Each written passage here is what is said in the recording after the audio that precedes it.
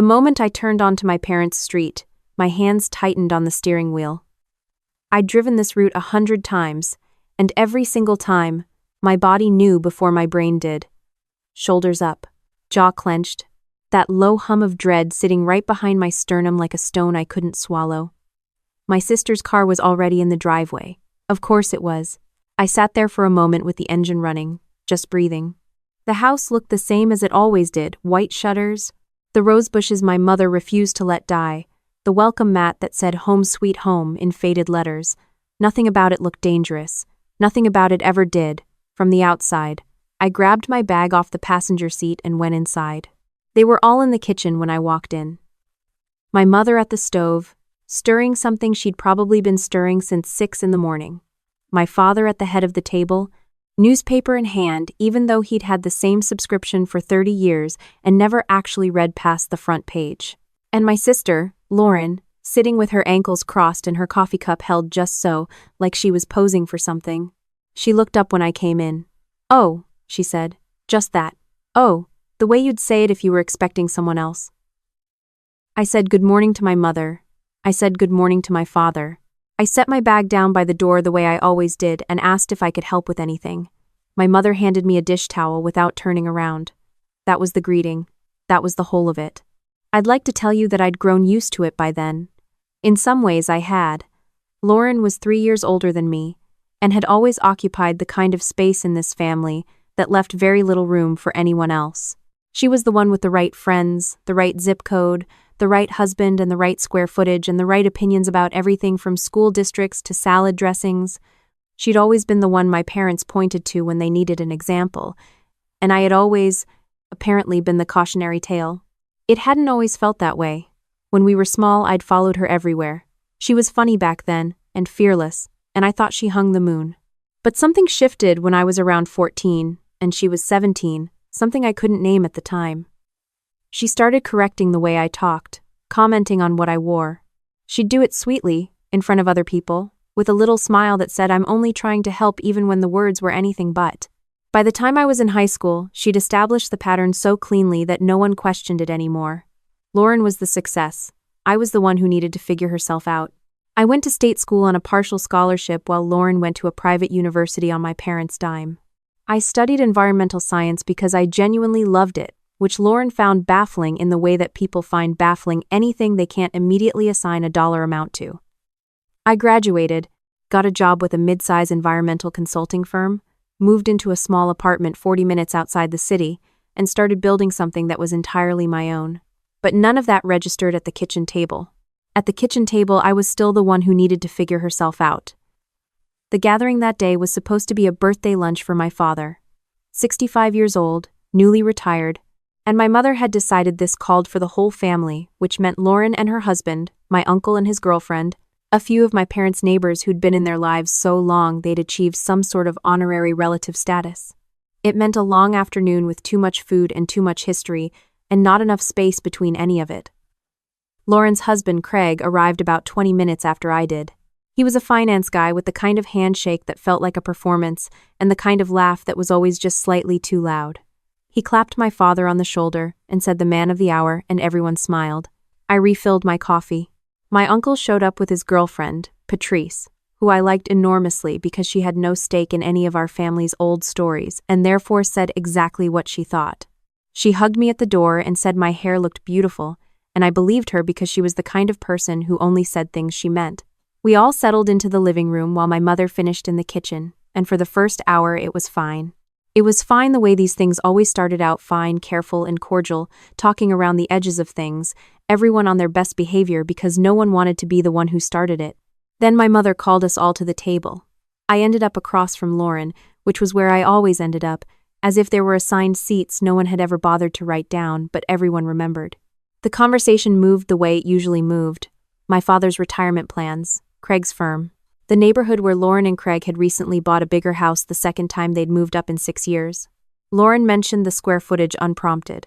She mentioned the school district even though they didn't have children.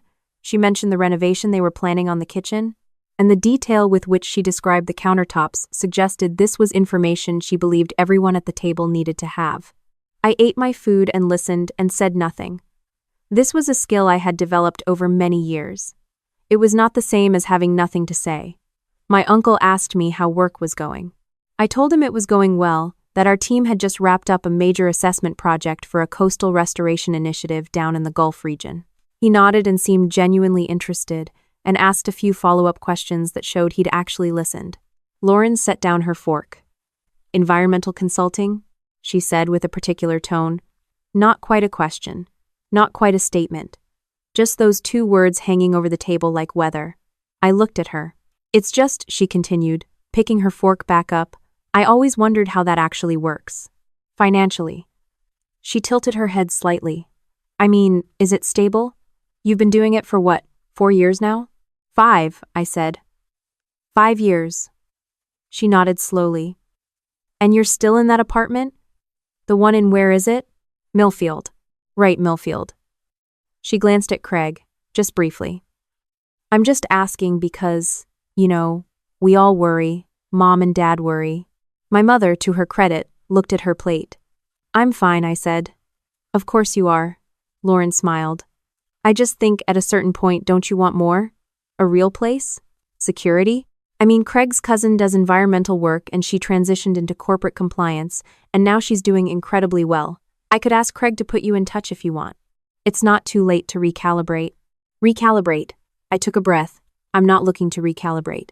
I'm not criticizing, I'm just—" "You are, though," Patrice said pleasantly from the other end of the table. "That's what you're doing." There was a silence. Lauren's smile stayed in place, but something behind her eyes shifted. "I'm offering to help," Lauren said. "She didn't ask for help," Patrice said, and then speared a piece of roasted potato like the conversation was over. It wasn't over. With Lauren, it was never over after one round. She waited until dessert. Until my mother brought out the cake and my father made the wish and everyone sang and there was that moment of warmth and looseness that comes with sugar and candlelight and people who love each other, even imperfectly. She waited until I was in the middle of that moment before she set her cake fork down and said, "I just want to say, I think it's wonderful that you're passionate about your work. Not everyone needs to be ambitious. Some people just need to find their lane, and there's real value in that." I put my own fork down. "Some people need to find their lane," I repeated. "I just mean not everyone is built for—" "For what?" She gestured vaguely. "More." "Lauren," my father said, but quietly, the way he always said her name when she'd gone too far, quietly, insufficiently, as though naming the problem was the same as addressing it. "I just mean financially," she said. "I'm not trying to be unkind. But Dad's retiring and Mom's not getting younger, and if something comes up, if there's something they need, I just want to know that I'm not the only one carrying that. Because Craig and I can carry it? Obviously. We're in a position where we can carry it. But it would be nice to know that she paused, that you're capable of contributing." The table was very quiet. I looked at my sister for a long moment. I looked at the smile that had been sitting on her face for 30 years, patient and immovable as stone. I thought about every dinner table and every living room and every holiday and every phone call. I thought about being 14 and thinking she hung the moon. Then I looked at my father, who was looking at his plate, and my mother, who was pressing her napkin to her lips, and Patrice, who was watching me with something steady and warm in her eyes, like she already knew something the rest of the table didn't. I picked up my cake fork and finished my dessert. I said, "I appreciate your concern, Lorraine," and I let it sit there. She waited for more. There wasn't any more, and that seemed to unsettle her in a way that a full argument wouldn't have. After lunch, people drifted to the living room in the backyard. I helped my mother clear the table. We didn't talk about what had happened, because we didn't talk about those things in my family. We just moved around them quietly like furniture rearranged after a flood. I went outside to get some air. Our backyard backed up to a wide empty field that had been undeveloped as long as I could remember, a stretch of scrub grass and old oak trees that the neighborhood kids had used as a cut-through for decades. I stood at the edge of the yard with my coffee and looked out at it. My phone buzzed. I looked down. It was a message from my business partner, Renata. Final signatures came through. All 3 counties. "We're official. Call me when you can." I read it twice. Then I stood there for a moment and let it be real. 18 months ago, Renata and I had started putting together something we'd been quietly building toward for years, a small environmental consulting and land management firm of our own. We'd taken on early clients carefully, grown our team from 2 people to 11, and spent the better part of the last year pursuing a contract with a Tri-County Coastal Conservation Authority that would be, by a significant margin, the largest project either of us had ever touched. It was the kind of contract that changed the shape of a business, the kind that meant we weren't small anymore. We'd submitted the final proposal 8 weeks ago. I had not told my family I was waiting on it. There didn't seem to be any point. I stepped away from the fence and called Renata. She picked up on the first ring and I could hear the grin in her voice before she said a word. "We got it," she said. "All of it. Full scope, full budget. They want to move fast. We're starting site assessments in 6 weeks." We talked for 20 minutes. By the time I hung up, the sun had moved and the light in the yard was different, that particular late afternoon gold that makes everything look like a memory you haven't made yet. I went back inside. Lauren was in the living room telling Craig about a wellness retreat she was considering. My father was watching golf.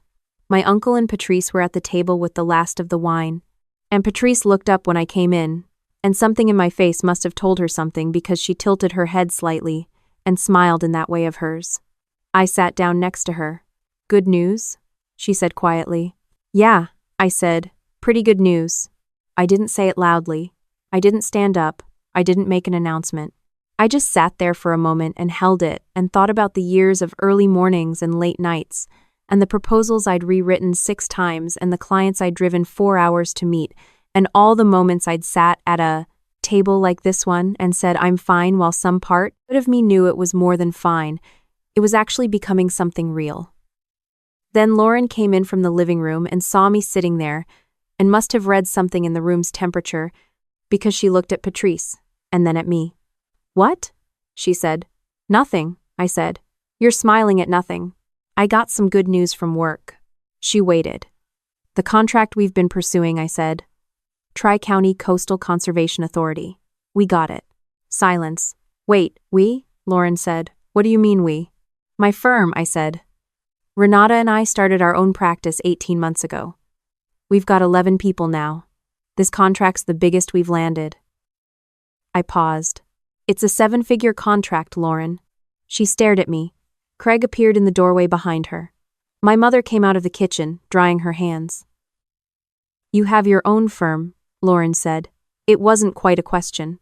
It came out like something she was trying to fit into a shape that had no space for it. "For a year and a half," I said. You didn't say anything." "No." "Why not?" I looked at her.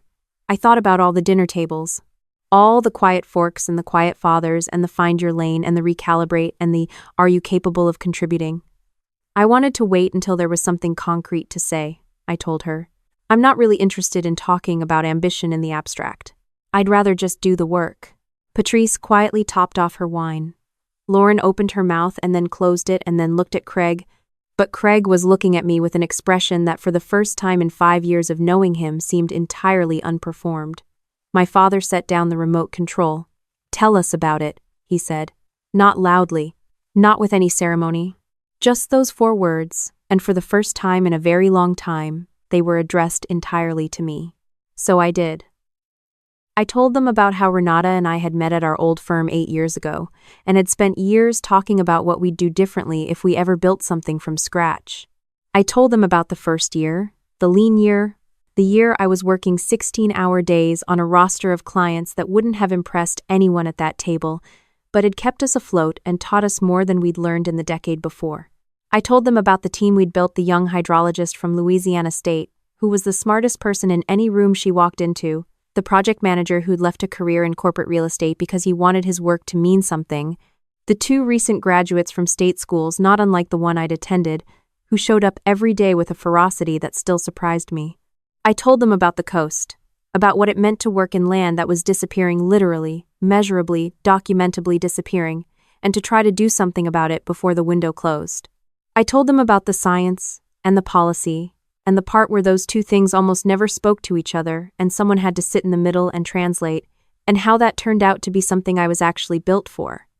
I didn't perform any of it. I just said it, plainly, the way you talk about something you've been carrying quietly for a long time. When I finished, the room was different. My father said, "I didn't know any of that." "I know," I said gently. "I should have told you more."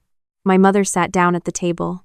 She set her dish towel on her lap and folded her hands over it, and looked at me the way she used to when I was small and had done something that surprised her, and she was still deciding what to do with the feeling. "We're proud of you," she said. It came out a little rough, like it had been stored somewhere and the air had gotten to it. Lauren had not moved from the doorway. I looked at her. And here is the thing about Lauren, the thing I'd spent 30 years being too close to see clearly. She wasn't malicious, not at her core. She was afraid.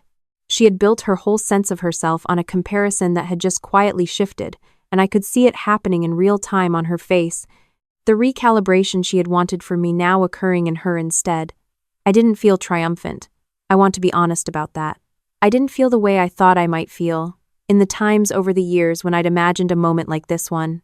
I felt tired, a little, and sad for her, genuinely, and something else underneath the tiredness that I couldn't name right away, something that felt, after I sat with it for a moment, a lot like freedom. "I know you worry about me," I said to her. "I know that's real, even when it doesn't come out right." She looked at me for a long time.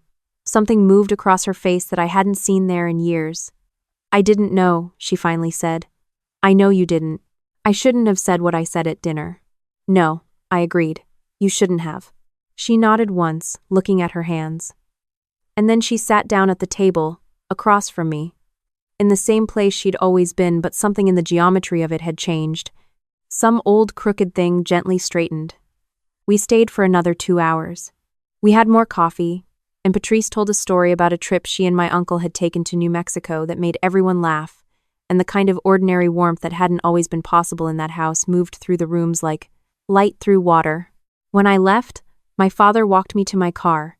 He stood there with his hands in his pockets in the early evening and said, "I want to hear more about this project. The coast thing." "I'll send you some materials," I said. "The real stuff, not the simplified version." He smiled. "I can handle the real stuff." I drove home with the windows down and the radio on, and that contract sitting in my chest like something finally, properly landed. I didn't start my firm to prove anything to my family. That matters to say. I started it because I had something to build, and the only way to build it was to go ahead and build it. But I'd be lying if I said there wasn't some part of that 18 months, some early morning, some late revision, some day when the doubt was louder than everything else where I didn't think about that kitchen table. About the forks and the quiet fathers and the lanes I was supposed to find. Those thoughts didn't drive me, but they made me precise. They made me careful with my work in the way that you're careful with something you intend to be undeniable, not for the table. For myself. But I won't pretend the table didn't matter. The people who tell you it doesn't matter are usually the people who were never made to feel small at one. What I know now, having sat at enough of them, is this. The people who make you small are almost never doing it from a position of size. They're doing it because the size they have feels fragile, and a comparison is easier to maintain than growth. Lauren had spent 30 years measuring herself against me and finding the measurement satisfying. When the measurement changed, the whole structure shook.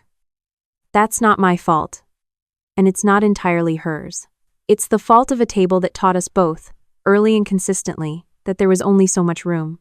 There's more room than that. There always was. I know that now. And someday, I think she will too.